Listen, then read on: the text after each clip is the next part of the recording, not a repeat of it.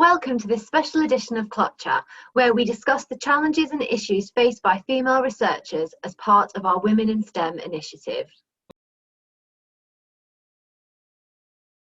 The common thread that I hear going through a lot of what we've said is that we need support and we need mentorship, and that is really the crux of it all. And it's through different elements of it. It's maybe the mentorship through something like maternity leave. How did you do it? Speaking to other colleagues, or it's the mentorship to get that promotion that you're very deserving of, but you can't quite, as John pointed out, really almost recognize all the things that you have actually done that can be put into those boxes on those the promotion criteria.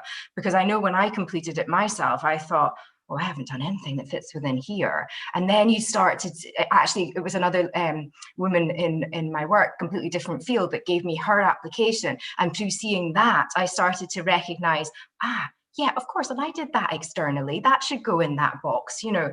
So I think, again, it speaks to the fact that we just need these support mechanisms in place to help guide and promote. So just coming on that, is that something then that the play that society can be looking at? I mean, this idea of proper advocacy for members, you know, and making sure that either opportunities for that mentorship outside of your own institution, obviously within your institution, that you know the people, but cross institutions to maybe give that a wider pool of people who've had a similar experience, or you know, somebody you've known, sort of not as a friend, you know, but somebody you've known personally because of you working in the same field, but doesn't necessarily work in the same environment as you. So how does the society look to provide an opportunity for that as much as possible? You know, it can't necessarily provide it, but what it can do is it can at least to foster an environment where it's encouraged and actually it will then grow and develop from a positive environment. So with the Early Career Researcher Working Group, one of the key things that we're trying to do is set up a mentoring scheme within the society. And this is, I guess, perhaps a really good time to have this conversation, because trying to think about what the topics might be for mentorship and those sorts of things. And I think it's kind of formal mentoring, but then also the idea of peer mentoring. So you could have, you know, someone who's perhaps just the next level up the ladder from you to kind of say, like, well, how did you get there, rather than, you know, kind of 10 steps ahead and be like, okay, I need that strategic vision to get there. But yeah, I think some of these other issues as well around maternity and things like that could also feed into that. Yeah.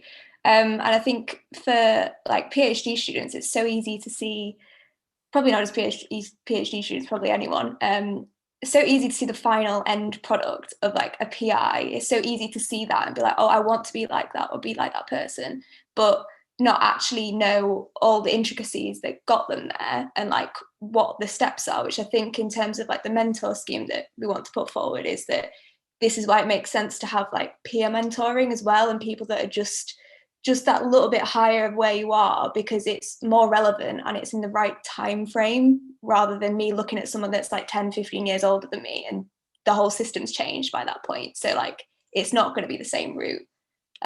You can have multiple mentors, so you don't have to just have one. You can have multiple ones, some for the same things, for different aspects that you think will be beneficial to your career. So that was really just my kind of comment, was that you don't have to have one mentor, you can have multiple mentors, and obviously from all different stages, because that's really important. Yeah, I want to mention two things that I think from my experience that helped me a lot.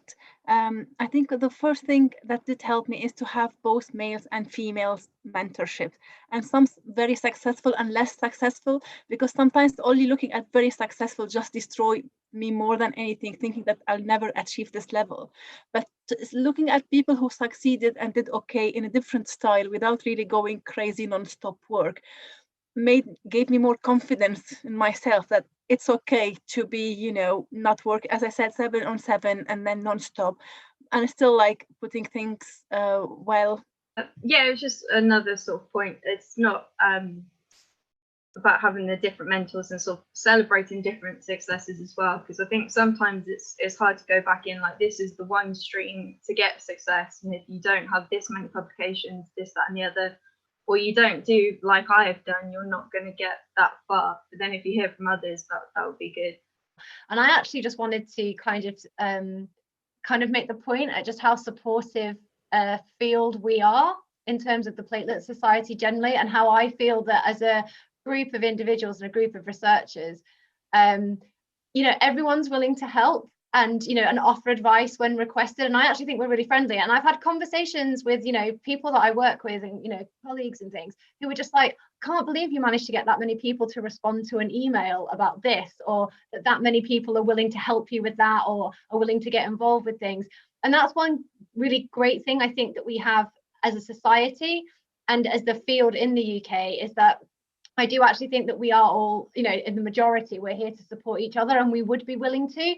And at least from my experience and the people that I have dealt with and I've worked with, and interacted with, that generally people are really supportive. And I think as a society we can really take advantage. And I'd encourage, anyone wanting, help or advice, to, really, don't be afraid to approach someone, because I don't think I've ever had anyone not, I don't think I've ever come up empty when I've been trying to find a solution or looking for some advice. Someone has always come back to me. But yeah, I just kind of wanted to use this opportunity just to, I think every society in terms of, EDI initiatives, supporting women in STEM, like really do need to, reflect on how they can do better. But I think as a society, we have that, I do think we are a very supportive society, and we are trying to support each other.